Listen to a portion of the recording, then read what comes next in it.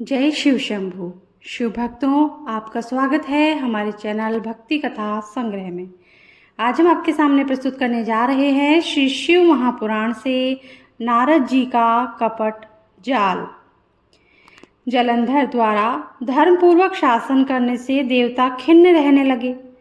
वे सब मन ही मन में भगवान शिव का स्मरण करने लगे। भगवान भोलेनाथ ने नारद जी को बुलाकर देवताओं के पास भेजा। इंद्र सहित सभी देवता नारद जी बड़ी उत्सुकता से देखने लगे। देवताओं के दुखों से परिचित होकर तथा उन्हें सांत्वना देकर नारद जी जलंधर की सभा में उपस्थित हुए।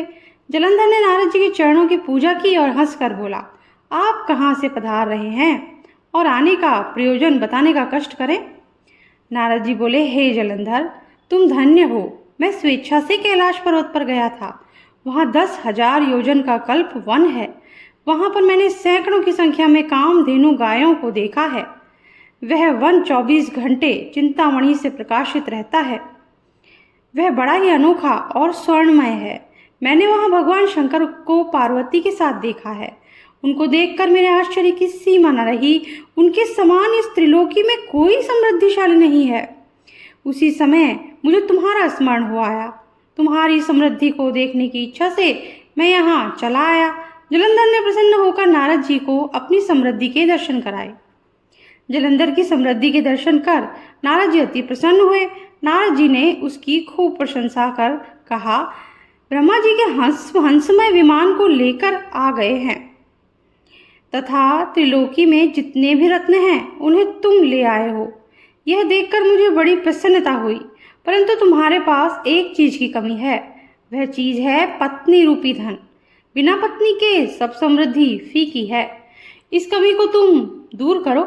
यह सुनकर जलंधर काम वासना से व्याकुल हो गया और कहने लगा कि यह रत्न तो कैलाश पर्वत पर योगी शिव जी के पास है। उनकी पत्नी पार्वती बड़ी सुंदर और मनोहर है। उनके समान त्रिलोकी में कोई और अन्य स्त्री नहीं है। मैं उसे ही प्राप्त करके रहूंगा। अगला है दूत संवाद। जलंधर ने अपने राहु नाम के व्यक्ति को कैलाश पर्वत पर दूत बनाकर भेजा। वहां पर नंदी ने उसे द्वार पर रोक दिया, परंतु वह जबरदस्ती शिव जी के पास पहुंचकर उन्हें अपने स्वामी जलंधर का संदेश सुनाया कि वह आपकी पत्नी पार्वती को अपनी पत्नी बनाना चाहते हैं, अतः उन्होंने पार्वती को बुलाया है। यह सुनकर भगवान शंकर क्रोध में भर गए और उन्होंने पृथ्वी को फोड़कर एक भयंकर शब्द वाला एक पुरुष निकाला। उसका मुख सिंह की तरह था।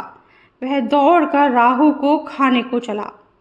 राहु बड़े वेग से डरकर भागने लगा, परंतु वह उस पुरुष द्वारा पकड़ा गया। राहु ने शिवजी से शरण मांगी। शिवजी ने उसे उस पुरुष से छुड़ा दिया। वह पुरुष शिवजी से बोला, हे स्वामी, मुझे बड़े जोर की भूख लगी है। शिव शंकर उस पुरुष से बोले, तुम अपने हाथ पैरों का मांस खाकर भूख मिटा लो। उसने ऐसा ही किया। इससे उस पुरुष का सिर ही शेष रह गया था। शिवजी उसकी आज्ञाकारिता से बहुत प्रसन्न हुए और उसे द्वार पर सकीर्ति मुख नामक गण बनाकर नियुक्त कर दिया। इसी के साथ आज का ये छोटा सा वीडियो हम यहीं समाप्त करते हैं। अगर आपको अच्छा लगा हो तो लाइक कर दीजिए, और अगर चैनल को अब तक सब्सक्राइब नहीं किया है तो सोच क्या रहे हैं, जल्दी से सब्सक्राइब कर दीजिए। बेल आइकन जरूर प्रेस कर दीजिएगा ताकि हमारे आगे आने वाले वीडियोज़ के नोटिफिकेशन आपको मिल सकें। Thank you.